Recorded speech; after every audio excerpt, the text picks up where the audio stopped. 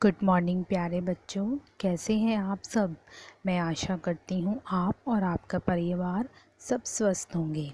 अब हम करेंगे ईवीएस की वर्कशीट नंबर 33B, क्योंकि आज की ही डेट में हमने एक और वर्कशीट करी है। आज की डेट है 29 जुलाई। यहाँ पे आप अपना सेक्शन लिखेंगे, यहाँ पे अपना नाम और यहाँ पे अपनी टीचर का नाम। ये पुनरावृत्ति कार्यपत्रिका है। हमने जो पार्ट पढ़ा था द वैली ऑफ फ्लावर्स, जिसमें हमने बहुत सारे फ्लावर्स के बारे में पढ़ा था कि उनके कितने प्रकार होते हैं, वो कब खिलते हैं, क्या उपयोग है उनका, कहाँ खिलते हैं, कौन सी जगह पर खिलते हैं, तो उसी की पुनरावृत्ति करेंगे। हमें एक नीचे कविता दी गई है। इस कविता में एक संकेत बॉक्स दिया गया है जिसमें कुछ शब्द हैं। इन शब्दों को इस कविता के रिक्त स्थान में हमें भरना है। चलिए शुरू करते हैं। कली से मैं क्या बनता हूँ, कली से मैं फूल बनता हूँ। पेड़ों और कहाँ मिलता हूँ, पौधों पर मिलता हूँ। मुझ पर पत्तियों संग डैश भी लहराती हैं। पत्तियों के साथ क्या लहराती हैं, पंखुड़ियाँ। भंवरों संग डैश भी मुझ पर बैठकर गीत गुनगुनाती हैं। कौन गुनगुनाती हैं, तितलियाँ। मेरी पत्तियों का खाना बन जाती हैं। किसका खाना बन जाती हैं, कीड़ों का खाना। पत्तियों को कीड़े खाते हैं ना, तभी तो हम उसमें खाद और दवाई मिलाते हैं। मुझे मत तोड़ो। ठीक है, तो ये कविता है। इसमें संकेत बॉक्स की मदद से आप वीडियो को पॉज करके देखिए बार बार, तो आपको समझ आ जाएगा। चलिए आगे बढ़ते हैं। वाह, कितनी कलरफुल लग रही है ना। चलिए, जितनी ये कलरफुल है उतना ही कलरफुल क्वेश्चन होगा। तालिका में दिए गए फूलों के एक एक उपयोग अपनी कॉपी में लिखें। सूरजमुखी, गुलाब, केवड़ा, कचनार। चलिए आगे मैंने इनके बारे में लिखा हुआ है, मैं वहीं से आपको समझाती हूँ। पहला है सूरजमुखी, इंग्लिश में सनफ्लावर भी कहते हैं। इसका उपयोग हम काढ़ा बनाने में करते हैं। इसका उपयोग मलेरिया रोग में भी किया जाता है।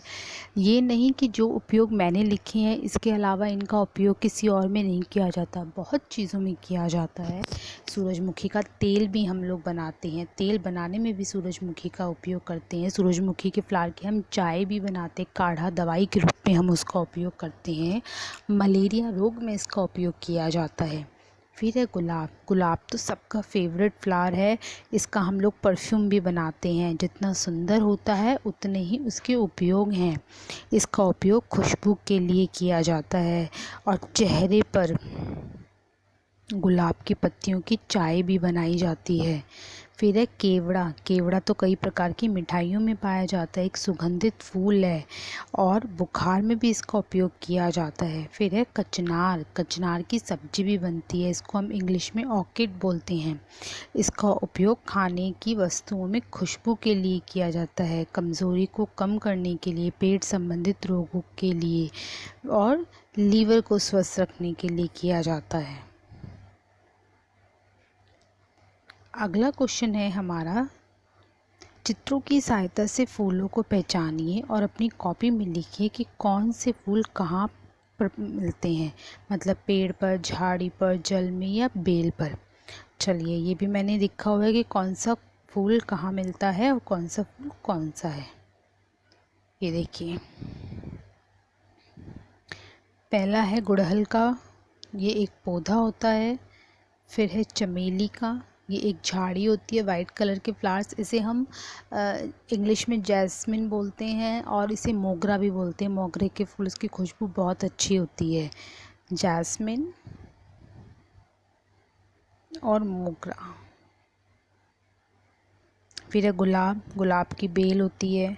थर्ड है आपका बोगनविलिया, इसकी लता होती है, बेल होती है। बोगनविलिया तो आई थिंक अधिकतर घरों के बाहर भी हमें आसानी से मिल जाता है, जिसके पिंक कलर के फ्लावर्स होते हैं, स्कूल में भी मिलता है। फोर है हमारा कमल, ये तो सबको पता है, पानी में होता है। चलिए वापस हम अपनी वर्कशीट पे चलते हैं। क्वेश्चन 4 में क्या है कि प्यारे बच्चों, बिहार के मधुबनी ज़िले की एक प्रसिद्ध लोक कला है जिसमें रंग बिरंगे फूलों के रंग का प्रयोग किया जाता है। हाँ जी, बिहार में एक बहुत अच्छी पेंटिंग होती है मधुबनी, और मधुबनी में सबसे इम्पॉर्टेंट क्या है कि वहाँ पे फूलों के कलर्स का प्रयोग किया जाता है। इसे मधुबनी चित्रकला के नाम से जाना जाता है। ये प्रसिद्ध कला है बिहार की। अब आप भी अपनी कॉपी में मधुबनी चित्रकला बनाइए, उसमें रंग भरिए। उदाहरण के लिए 2 चित्रकलाएँ आपको साथ में दी गई हैं। बहुत ही फेमस पेंटिंग है बिहार की मधुबनी ज़िले की, और वहाँ पे जो कलर्स यूज़ होते हैं वो फ्लावर्स के कलर्स यूज़ होते हैं। तो आप इसे अपनी कॉपी में ज़रूर बनाइए, क्योंकि इसकी नॉलेज आपको होनी चाहिए। वर्कशीट को बार बार रिपीट करके देखिए तो आपको और अच्छे से समझ में आएगी। कल मिलेंगे एक नई वर्कशीट के साथ। तब तक के लिए हाथ धोते रहिए, घर से बाहर मत जाइए, 2 गज की दूरी, मास्क है ज़रूरी। Take care of your and your family. Bye bye.